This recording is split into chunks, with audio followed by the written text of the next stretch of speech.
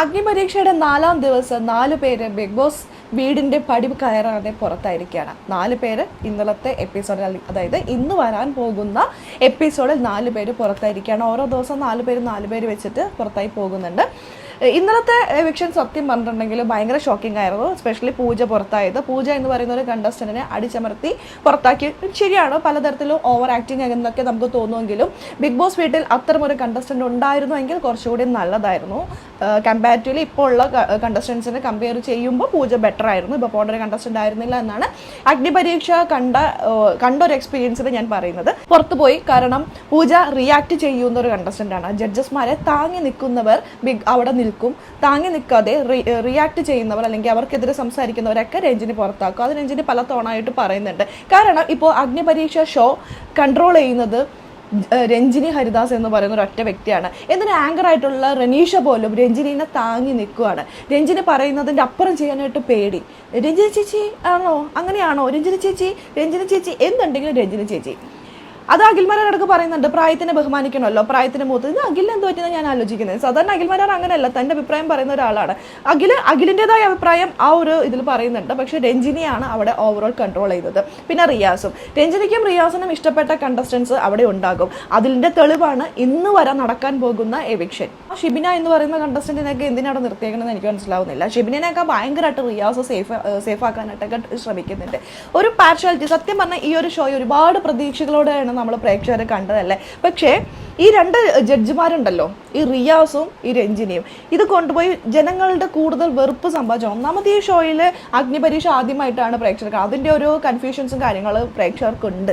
അതിൻ്റെ ഇടയിൽ ഇവരുടെ ഒരു എന്താ പറയുക ആധിപത്യം കൂടി ആയപ്പോണ്ടല്ലോ, മറ്റുള്ളവരെ കടിച്ചമർത്തിക്കൊണ്ടുള്ള ചില പ്രകടനങ്ങൾ കാണുമ്പോൾ സത്യം പറഞ്ഞാൽ അയ്യോ, ഈ ഷോ എന്തിനാണ് ഇവരെ എടുത്തതെന്ന് തോന്നിപ്പോൾ. എത്ര ആൾക്കാരുണ്ടായിരുന്നു. റിയാസിനെയൊക്കെ കൊണ്ടുവന്നപ്പോൾ ഞാൻ കുറച്ചൊക്കെ പ്രതീക്ഷിച്ചതാണ്. പക്ഷേ ഒരു കാര്യം ഉണ്ടായില്ല, ഒരു കാര്യമില്ല. രഞ്ജിനിക്കും റിയാസിനൊക്കെ പകരം എത്ര നല്ല കണ്ടസ്റ്റൻസ് ഇതിന് മുമ്പത്തെ സീസണിലൊക്കെ ഉണ്ടായിരുന്നു. അവരാരെങ്കിലും വിളിച്ചുകൂടായിരുന്നോ എൻ്റെ പൊന്ന് ബിഗ് ബോസ് ടീമെ? അപ്പോൾ ഇവരെയൊക്കെ വിളിച്ച് എന്തിനാണ് ആ ഷോയുടെ പ്രേക്ഷക പ്രതീക്ഷ കൊണ്ടുപോയി കളഞ്ഞത്? ഷോയെ ഒന്നും പറയാനില്ല, ഷോ അടിപൊളി ഷോയാണ്. ഇവർ 2 പേരെ മാറ്റി നിർത്താം നമുക്ക്. ഷോ അടിപൊളിയാണ്, നല്ല രീതിയിൽ തന്നെയാണ് പോകുന്നത്. നമുക്കൊരു ബിഗ് ബോസ് ഷോ കാണുന്ന ഒരു ഫീലൊക്കെ വരുന്നുണ്ട് അല്ലേ.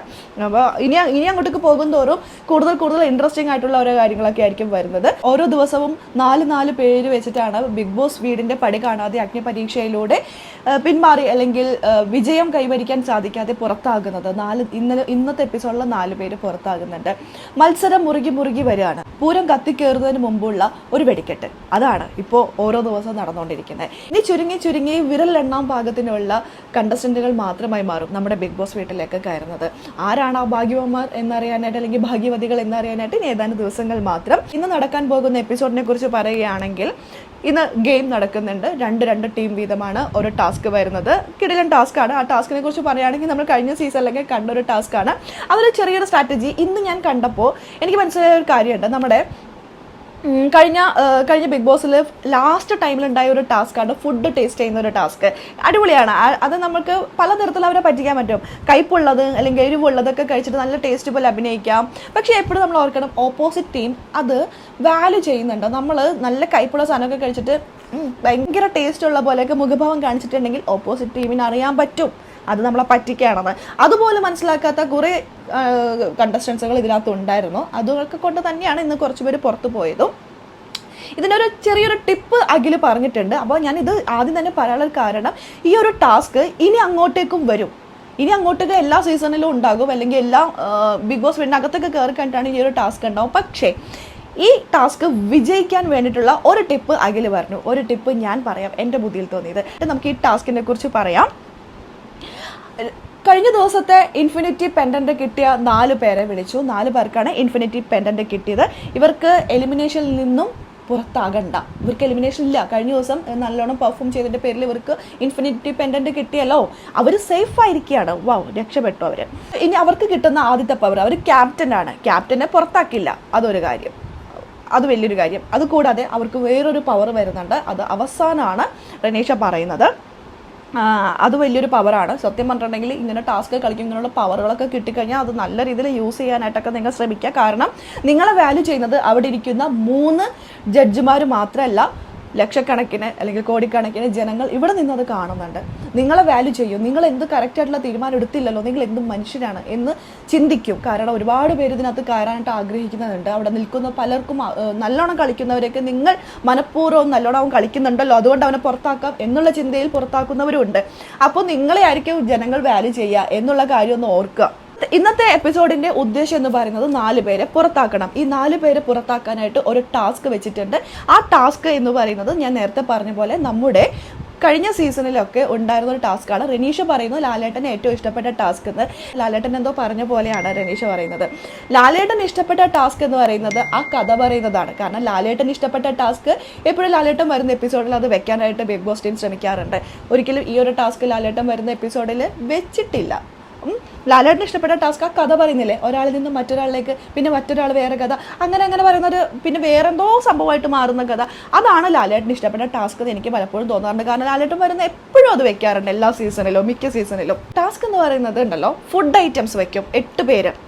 ആദ്യം ടീം തിരിച്ചു. 4 ക്യാപ്റ്റന്മാർ 4 ടീമുകളെ തിരഞ്ഞെടുത്തു. അതായത് അവർക്ക് ഇഷ്ടപ്പെടുന്ന കണ്ടസ്റ്റന്റിനെ റാൻഡം ആയിട്ടാണ് സെലക്ഷൻ പ്രോസസ്സ് നടന്നിരിക്കുന്നത്. അതായത് പലതരത്തിലുള്ള ആൾക്കാർ ഇവർ സെലക്ട് ചെയ്യാനായിട്ട് പലപ്പോഴും ശ്രമിച്ചിട്ടുണ്ട്. അതൊക്കെ വളരെ നല്ല കാര്യം.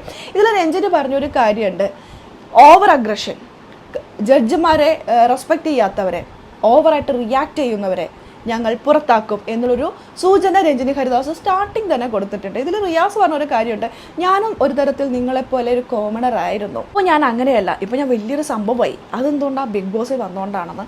ശരി, വളരെ നല്ല കാര്യം. അതൊരു മോട്ടിവേഷൻ തന്നെയാണ്. അതായത് കോമണറായിട്ട് വന്ന ഒരാളിപ്പോൾ അഗ്നി പരീക്ഷയിൽ വഴി ബിഗ് ബോസ് വീടിൻ്റെ അകത്തേക്ക് കയറുന്ന കണ്ടസ്റ്റൻസിനെ സെലക്ട് ചെയ്യുന്ന ഒരു എന്താ പറയുക, സീറ്റിലിരിക്കുക, ഹോട്ട് സീറ്റിൽ ഇരിക്കുക എന്ന് പറയുന്നത് നിസ്സാരമായിട്ടുള്ളൊരു കാര്യമല്ല. അത് റിയാസിൻ്റെ അച്ചീവ്മെൻറ്റ് തന്നെയാണ്. അതൊരു ബോധമുണ്ട് െങ്കിൽ അത് ആ ഒരു സീറ്റിന്റെ വാല്യൂ മനസ്സിലാക്കി അതിനെ റെസ്പെക്ട് ചെയ്തിട്ടുള്ള ഒരു രീതിയിൽ ബിഹേവ് ചെയ്യാനായിട്ട് ശ്രമിക്കാമെന്ന് എനിക്ക് തോന്നുന്നുണ്ട്. കാരണം കിട്ടിയിരിക്കുന്നത് വലിയൊരു ചാൻസ്. ഒരു കോമണറായിട്ട് വന്ന റിയാസിന് വയൽക്കാട് ഒരു തരത്തിൽ കോമണർ തന്നെയാണ് റിയാസ്. അപ്പോൾ ഒരു കോമണറായിട്ട് വന്ന റിയാസ് തനിക്ക് കിട്ടിയിരിക്കുന്ന വലിയൊരു ചാൻസ് നല്ല രീതിയിൽ ഉപയോഗിക്കുക റിയാസിനോടാണ്.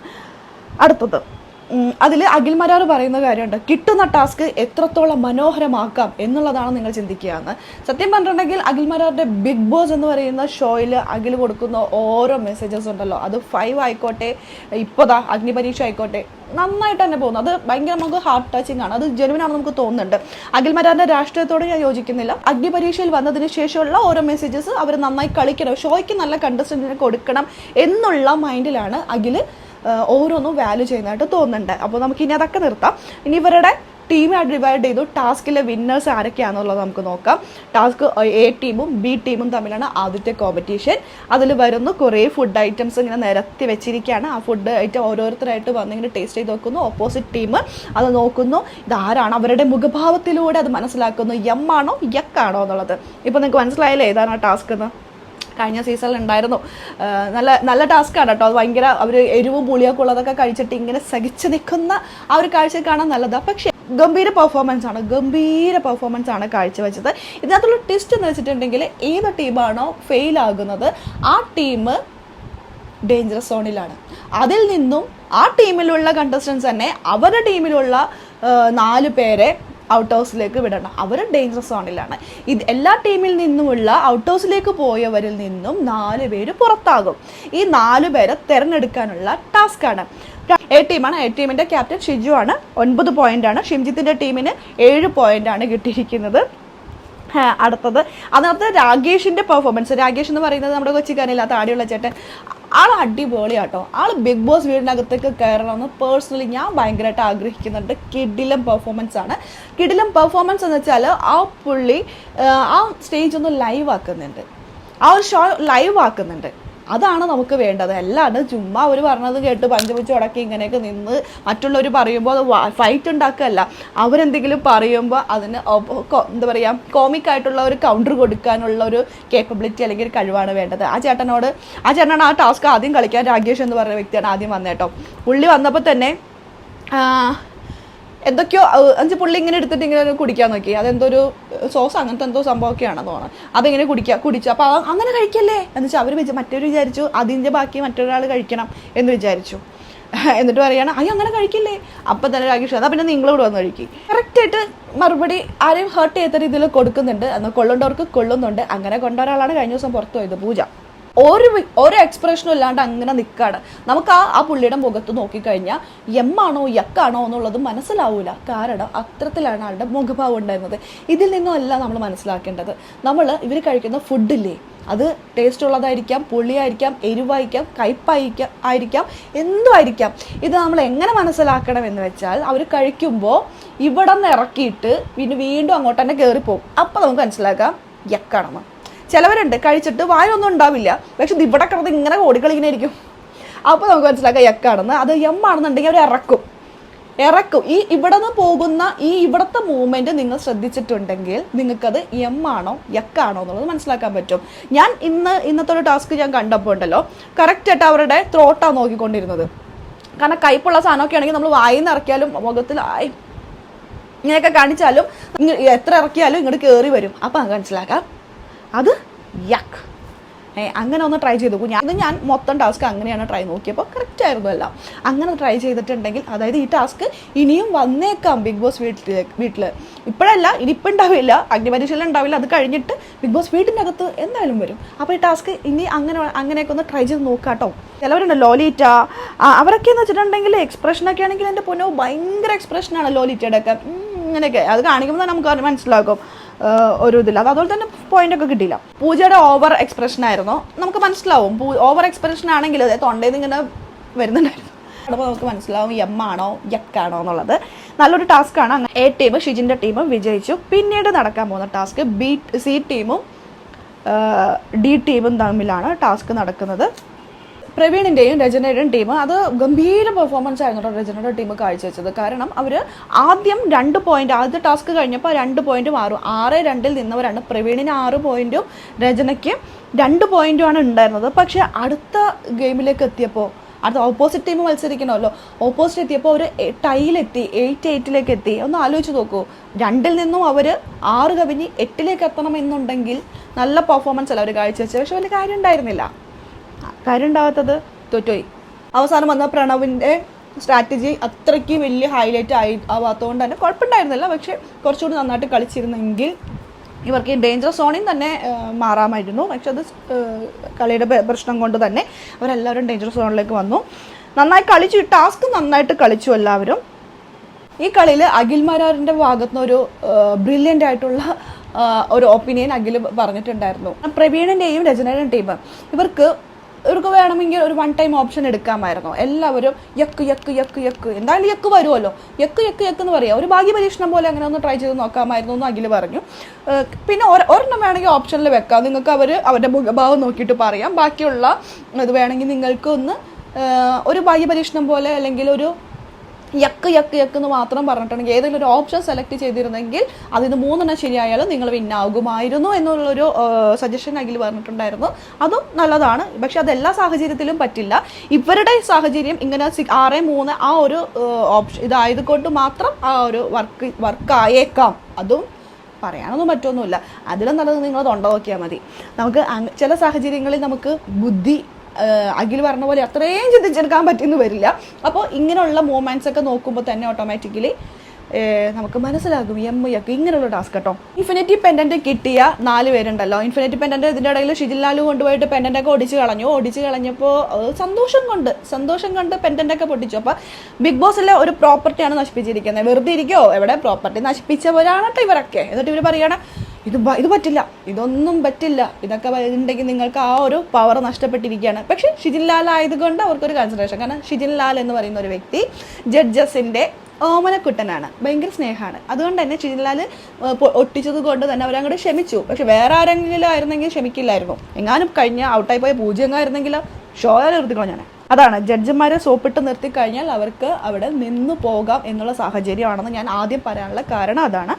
അടുത്തത്, ടാസ്കിൽ വിൻ ചെയ്ത ക്യാപ്റ്റന്മാർക്ക് ഒരു പവർ ഉണ്ടെന്ന് പറഞ്ഞു. ആ ഒരു പവർ എന്ന് പറയുന്നത് സേഫ് ആയിട്ടുള്ള ടീമിൽ നിന്നും 2 പേരെ, മോശമായിട്ട് കളിക്കുന്ന അല്ലെങ്കിൽ ബിഗ് ബോസ് വീട്ടിലേക്ക് കയറാൻ യോഗ്യതയില്ലെന്ന് അവർക്ക് തോന്നുന്ന 2 പേരെ ഓരോരുത്തരെ വെച്ചിട്ട് ആ 2 പേരും കൂടി 2 ആളെ ഡേഞ്ചർ സോണിലേക്ക് അല്ലെങ്കിൽ ഔട്ട് ഹൗസിലേക്ക് വിടാം എന്നുള്ളതാണ് അവർക്ക് ഉള്ള മറ്റൊരു പവർ. ഇങ്ങനെ ഇതിനും ഭേദം പവർ ഇല്ലാതിരിക്കുകയായിരിക്കും. പക്ഷേ ഇവർ വളരെ സന്തോഷത്തോടുകൂടി ആ പവർ എടുത്തു. ഷിജിൻ ലാല് ഷിബിനെയും പ്രവീൺ ഷിജിനെയാണ് ഇട്ടത്. ഷിജിൻ എന്ന് പറഞ്ഞ വ്യക്തി നന്നായി കളിച്ച ഒരാളാണ്. പക്ഷേ ഷിജിനെ കൊണ്ടുപോയിട്ട് ഇതിനകത്ത് ഡേഞ്ചറസ് സോണിൽ അല്ലെങ്കിൽ നമ്മുടെ ഔട്ട് ഹൗസിലേക്ക് അയച്ചിരിക്കുകയാണ്. അപ്പോൾ ഇവിക്ഷൻ പ്രോസസ്സ് എല്ലാം കഴിഞ്ഞു. നമുക്ക് പുറത്താകേണ്ട 4 പേരിൽ സെലക്ട് ചെയ്യണം എന്നുള്ളതാണ് അടുത്തത്. എല്ലാവരെയും നിരത്തി നിർത്തിയിരിക്കുകയാണ്. ഈ നിരത്തി നിർത്തിയിരിക്കുന്നത് നമ്മളിങ്ങനെ AC ബസ്സിലൊക്കെ നമ്മുടെ മറ്റേ എയർ ബസ്സിലെ AC ബസ്സിലെ നമ്മുടെ മറ്റേ ബസ്സില്ലേ, ആ ബസ്സിൽ ഇങ്ങനെ പിടിച്ച് നിൽക്കുമ്പോൾ ഇങ്ങനെ വീഴാണ്ടിരിക്കാൻ വേണ്ടിയിട്ട് പിടിക്കില്ലേ, അതേപോലെ ഒരു ഹാങ്ങിങ് ഹോൾഡർ ഉണ്ട്, അവിടെ പിടിച്ച് നിൽക്കുക. അതിൽ നിന്നും ഈ ജഡ്ജിമാർ വന്നിട്ട് റിബൺ കട്ട് ചെയ്യും. റിബൺ കട്ട് ചെയ്യുന്നത് ആരാണോ അവർ സേഫ് ആകും. റിബൺ കട്ട് ചെയ്യേണ്ട അവിടെ തൂങ്ങി നിൽക്കുന്നത് ആരാണോ അവരൊക്കെ പുറത്തു പോകും. ഇതാണ് ടാസ്ക്. ഇതിനകത്ത് ഫസ്റ്റ് വന്നിരിക്കുന്നത് രഞ്ജിനി ഹരിദാസ് ആണ്. അപ്പോൾ തന്നെ ഞാൻ ഉറപ്പിച്ചു ജെറ്റി സേഫ് ആണെന്ന്. കാരണം രഞ്ജിനി ഹരിദാസിൻ്റെ പെറ്റാണ്. പെറ്റെന്നൊന്നും പറയാൻ പറ്റില്ല. രഞ്ജിനിനെ ഇങ്ങനെ താങ്ങി നിൽക്കുന്ന ഒരു കാറ്റഗറിയിൽ പെടുന്നതാണ് ജെറ്റി. ജെറ്റിനെ രഞ്ജിനി പെട്ടെന്ന് തന്നെ സേഫാക്കി. റിയാസ് പ്രണവിനെ സേഫാക്കി. അടുത്തത് എനിക്കറിയാമായിരുന്നു ഷിബിനയെ ആയിരിക്കും സേഫാക്കാന്ന്. കാരണം ഷിബിനെ എടുത്ത് സ്റ്റാർട്ടിങ് മുതലേ ഷിയാസിന് ഭയങ്കര കാര്യമാണ്. അപ്പോൾ ഷിബിനെ സേഫാക്കി, കട്ട് ചെയ്തു. ഷിബിനെയൊക്കെ പുറത്താവേണ്ട കണ്ടസ്റ്റൻ്റാണ്. എന്താ ചെയ്യുന്നത് ഷിബിന? ഒന്നും ചെയ്യുന്നില്ല. ഇന്ന് അഖിൽ മാരാർ കുറച്ചും കൂടി മാന്യമായിട്ട് വാല്യൂ ചെയ്ത പോലെ തോന്നി. ഷാം മോഹനെ സേഫാക്കി. നന്നായിട്ട് കളിക്കുന്ന ഒരു കണ്ടസ്റ്റൻ്റാണ് ഷാമോൻ. കുഴപ്പമില്ലാണ്ട് പോകുന്നുണ്ട്. പക്ഷേ അധികം നാൾ പോകുമെന്ന് എനിക്ക് തോന്നുന്നില്ല. ചെറിയ ഗെയിംസൊക്കെ മാറ്റിയില്ലെങ്കിൽ ആളോട് തന്നെ പുറത്താകും. അങ്ങനെ 4 പേര് ഔട്ടായ 4 പേരെ കിട്ടിയിരിക്കുകയാണ്. ഷാനോ തോമസ്, നന്ദകിഷോർ, വർഷ, സ്റ്റിനിയ. 4 പേരാണ് പുറത്തായിരിക്കുന്നത്. അപ്പോൾ ഇവരുടെ പ്രതികരണമൊക്കെ ഇനി സോഷ്യൽ മീഡിയയിൽ കാണാം. പലരും പുറത്തായതിനു ശേഷം അവരുടെ അഭിപ്രായങ്ങൾ തുറന്നു പറഞ്ഞുകൊണ്ട് വരുന്നുണ്ട്. അവർ ഫേവറിറ്റിസം ഉണ്ട് എന്ന് പറഞ്ഞുകൊണ്ട്. തീർച്ചയായിട്ടും ഷോ കണ്ടുകൊണ്ടിരിക്കുന്ന നമുക്ക് മനസ്സിലാകും ഫേവറിറ്റിസം നല്ല രീതിയിലുണ്ട്. ഇങ്ങനെയല്ല ഒരു ജഡ്ജ് ആയിട്ട് ചെയറിലിരിക്കുന്നവർ ചെയ്യേണ്ട കാര്യങ്ങൾ. എസ്പെഷ്യലി രഞ്ജിനി ഹരിദാസ് ഫേവറിറ്റിസം കാണിക്കേണ്ട ഒരു ഷോ അല്ല. ഒരുപാട് പേരുടെ സ്വപ്നമാണ്, ഒരുപാട് പേരുടെ ആഗ്രഹമാണ്, ഒരുപാട് പേരുടെ കഷ്ടപ്പാടാണ് അത്. അതിനൊരു വാല്യൂ കൊടുക്കാതെ ഇവരുടേതായ രീതിയിൽ ഇവരുടെ ഇമോഷൻ അനുസരിച്ചിട്ട് ഒരു വാല്യുവേഷൻ നടക്കുക എന്ന് പറയുന്നത് ശരിയായിട്ടുള്ളൊരു കാര്യമല്ല. പ്രേക്ഷകർക്ക് നല്ല കണ്ടസ്റ്റൻസിനെ കൊടുക്കണം എന്നുള്ളൊരു ഉത്തരവാദിത്തമാണ് നിങ്ങൾ ഏൽപ്പിച്ചിരിക്കുന്നത്. അത് ചെറിയൊരു ഉത്തരവാദിത്തമല്ല, വലിയൊരു ഉത്തരവാദിത്തമാണ്. ആ ഉത്തരവാദിത്തം മാന്യമായിട്ട് ചെയ്യാനായിട്ട് ശ്രമിക്കുക റിയാസും രഞ്ജിനി ഹരിദാസും. പ്രേക്ഷകർ കാത്തിരിക്കുന്നത് ചുമ്മാ അവിടെ വന്ന് എല്ലാവരെയും പൊങ്ങിപ്പിടിച്ച് ഇങ്ങനെ എന്താ പറയുക ഓണമില്ലായിട്ടുള്ള കണ്ടസ്റ്റൻറ്റിനെ അല്ല. നല്ല ഫയറായിട്ട് നിൽക്കുന്ന ഷോ കൊണ്ടുപോകാൻ പറ്റുന്ന മറ്റുള്ള സെലിബ്രിറ്റികൾ അവരുടെ ഇമേജൊക്കെ നോക്കൂ. കാരണം ഇനി വരുന്ന കണ്ടസ്റ്റൻസ് ഉണ്ടല്ലോ, സെലിബ്രിറ്റീസുകൾ ഉണ്ടാവുമല്ലോ, അവരവരുടെ ഇമേജസ് നോക്കും. പക്ഷേ ഒരു ഇമേജും നോക്കാതെ നല്ല രീതിയിൽ കണ്ടന്റ് തരുന്ന, നല്ല രീതിയിൽ കളിക്കുന്ന കണ്ടസ്റ്റൻറ്റിന് ആണ് നമ്മളെപ്പോലെയുള്ള പ്രേക്ഷകർ കാത്തിരിക്കുന്നത്. അവരെ തരാനുള്ള വലിയൊരു ഉത്തരവാദിത്തമാണ് ബിഗ് ബോസ് നിങ്ങൾ ഏൽപ്പിച്ചിരിക്കുന്നത്. അത് മാന്യമായി ചെയ്യാം. അടുത്തൊരു വീഡിയോ ഇട്ട് വരാം. അതുവരെയൊക്കെ എല്ലാവർക്കും ബൈ ബൈ.